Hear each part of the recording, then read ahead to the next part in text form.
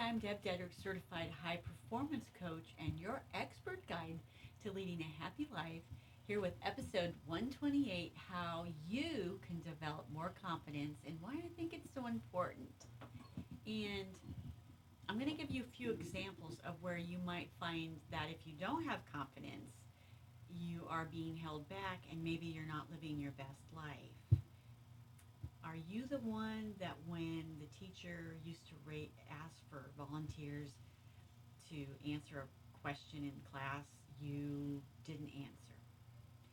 Are you the one that doesn't like to volunteer to go up on stage? Are you the one that hates public speaking and would avoid it at all costs? Are you involved in any type of a relationship where you're stuck because you don't have the confidence or the ability to speak your mind the way that you want? Or maybe you don't even know exactly what it is that you're wanting to say. All these little examples are where you might be not stepping into situations are examples of where a lack of confidence is holding you back. And so today's tip is to give you some ways to think through how to get above and beyond a lack of confidence in your life. And don't beat yourself up because, oh my gosh, we all have those moments.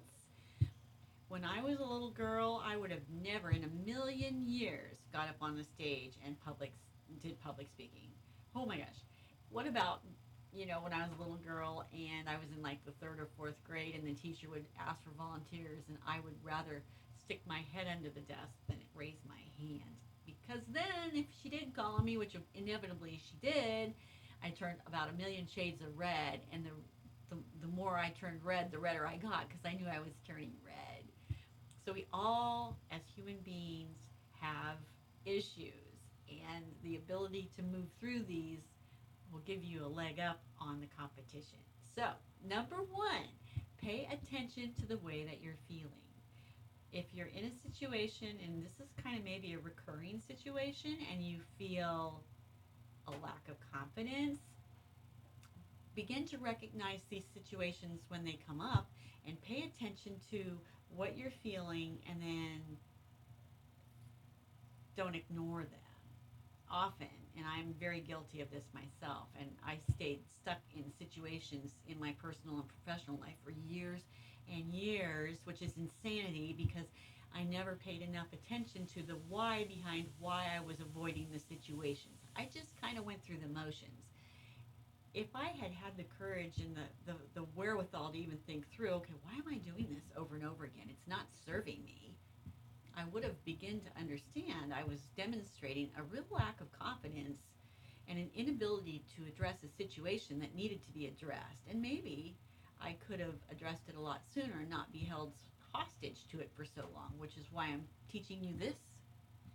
So, number one, remember to recognize those feelings and do not ignore them. Number two, ask yourself why you're feeling this way.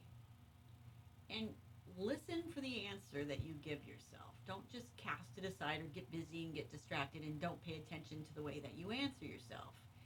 Number three, write down why you think you're feeling a lack of confidence and what you need to do in this particular situation to develop more confidence. Do you need to learn a new skill? Do you need to read some books? Do you need to practice with a partner? Do you need to, and use a script on that?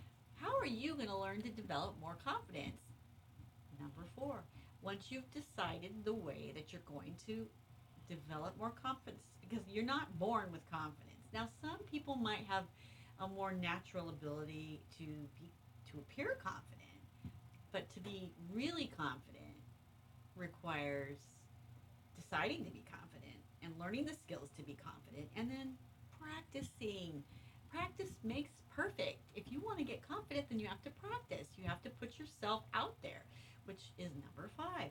Put yourself out there in uncomfortable situations and practice. It's like lifting weights.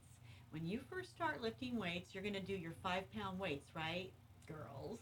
And guys, you might be doing 20-pound weights. At first, that weight's going to feel uncomfortable. But as you practice and you do this daily, you develop muscles. And then you go to the next level. You get a heavier weight. You get the 10-pound weight or the 25-pound weight. Does that make sense? It's the same with developing the confidence muscle. And as you develop the confidence muscle by putting yourself into situations where you're tested and you have to practice and you have to develop the self discipline to not let your emotions cause you to run away and be scared, as you practice, you're going to get better and better and better at this. And as you get better at it and you feel more confident and comfortable doing it, you just begin to experience a lot more confidence. Going back over, because I want you to understand this. Pay attention to your feelings, understand why you're feeling this way. Don't ignore yourself. Ask yourself why you're feeling this way. Write down and think through what you can do, learn, practice, script, and implement that's going to help you learn by practicing so you develop a new muscle of confidence.